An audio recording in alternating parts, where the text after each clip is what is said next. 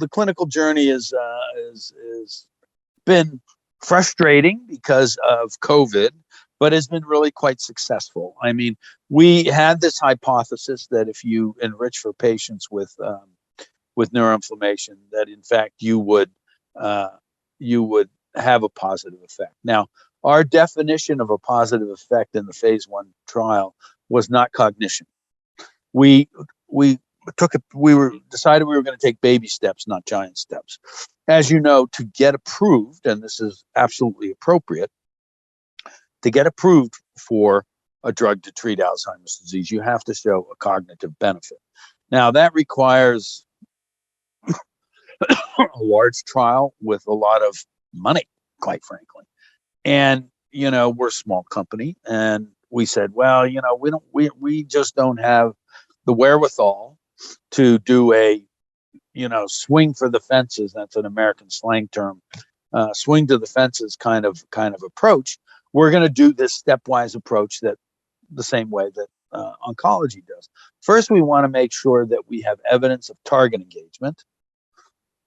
And if we get evidence of target engagement, we'll take what we learned from that trial and apply it to a phase 2 trial that shows that we actually have an impact on cognition. So the first step was that target engagement, which was making sure we treat neuroinflammation. So that makes us go back a step and say, okay, if we're going to treat neuroinflammation, we got to make sure we know how to measure neuroinflammation, number 1. And we need to make sure our patients have neuroinflammation, number 2. So we really worked very hard to put together what I call a biomarker package. That biomarker package, none of those biomarker were really cognition. None of them are probably approvable endpoints, but they are endpoints that give us insight into how the drug works and help us understand how the drug works to make us better moving forward. So there's really 3 important elements from phase 1 trial. First of all, it's got to be safe. Now, that's pretty important in a group of patients with Alzheimer's. Everyone's going to be, 70, 80, 90 years old. I mean, these people aren't Olympic athletes. They're a little bit fragile, right? Many of them have other medical diseases, and many have another medication. So it has to be safe. We showed it was safe. Number 2, we had to show that we engaged the target. So once again, that was neuroinflammation, but we had to prove they had neuroinflammation. So we had a list of biomarkers that these patients had to have, so that would predict that they were hot in the brain, that they had neuroinflammation. And we chose a bunch of biomarkers that were easily measured in peripheral blood.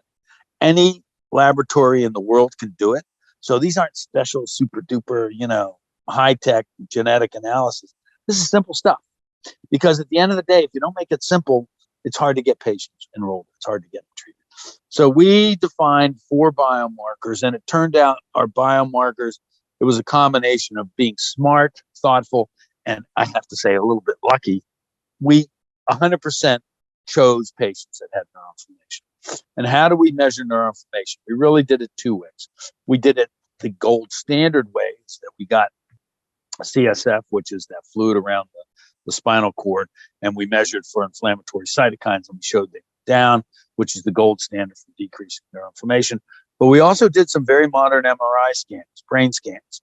And it turns out working with a company called IMACC, we were able to actually show that we decreased neuroinflammation in something called the white matter tracts. It turns out the brain has 2 parts. Classically, it's gray matter and white matter, and everybody focuses on gray matter because, that's where the smarts is. The smarts is in the gray matter. Well, the smarts isn't maybe in the gray matter because that's where the memories are. But where the real disease is in the white matter, which is where those connections are, right? So, in fact, measuring gray matter analytics allows us to define the disease, quantify the disease, and observe in real time improvements in the disease.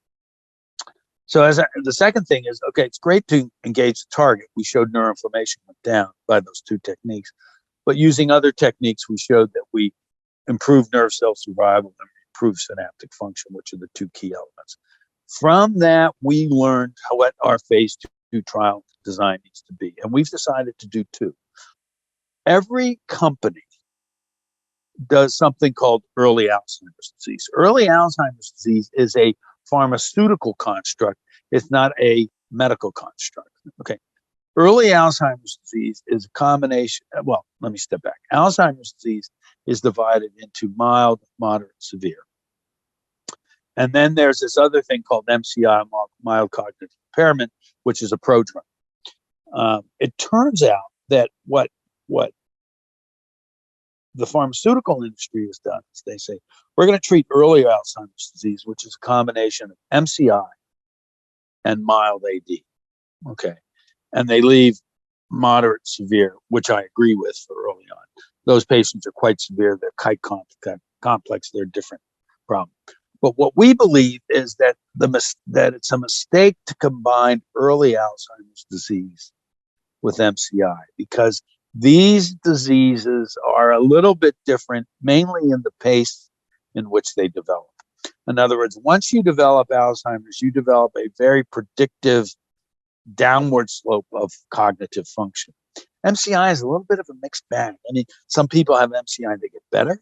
Some people are stable for a very long time. And about 15% get worse. So if you're doing a clinical trial, it becomes pretty hard to unravel that. And we think that since most trials enroll more patients with MCI than with early Alzheimer's disease, we believe they're making a big mistake. So we've divided the two. We have we have a mild AD trial, and we have an MCI trial. So that's one major difference, and those trials are underway. What's important is that we have taken all the lessons we've learned from the phase 1 trial and applied them. And because of that, we use those enrichment criteria. We can do short trials. Our longest trial is 6 months. Everyone else does 18 months, and they're small. I mean, our trials are small, and they're blinded randomized trial. But the biggest innovation, and I know I only have 3 minutes, but I want to finish on this. The biggest innovation is the endpoint. There's no question you need a cognitive endpoint. The problem is everyone has been using a cognitive endpoint that is poorly designed for the task. In other words, they're using something called ADAS-Cog13. ADAS-Cog13 was designed to differentiate moderate and severe Alzheimer's disease. And here we are treating MCI and mild Alzheimer's disease. So you've got a tool that's not fit for purpose. We are using something called EMACC, which is early MCI Alzheimer's disease cognitive scale.